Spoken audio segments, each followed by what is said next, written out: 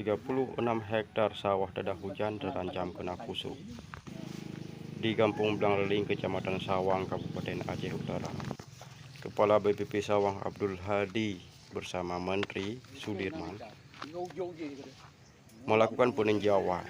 Hasil peninjauan menyatakan bahwa itu adalah penyakit dan hama tikus. Ini itu merekomendasikan agar para petani menyemprot menggunakan fungisida jenis antrakol dan sejenisnya seperti antrakol.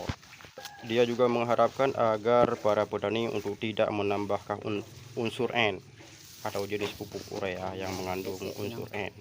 Lebih baik menggunakan pupuk yang menggunakan unsur K, kalium, seperti garam atau arang sekam. Dalam bahasa lokal disebut ABB.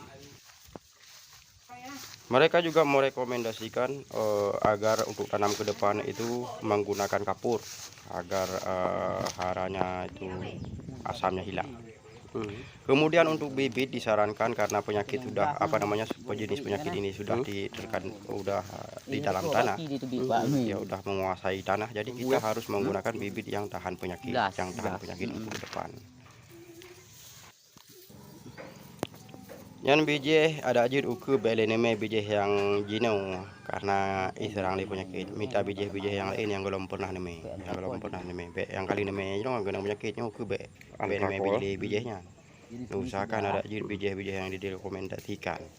Begitu ungkap Sudir, Menteri Pertanian Kecamatan Sawang di BPP Kecamatan Sawang, Kabupaten Aceh Utara. Demikian teman-teman hasil kunjungan BPP Sawang. Sekian laporan dari Jaringan Tani Muda. Salam tani.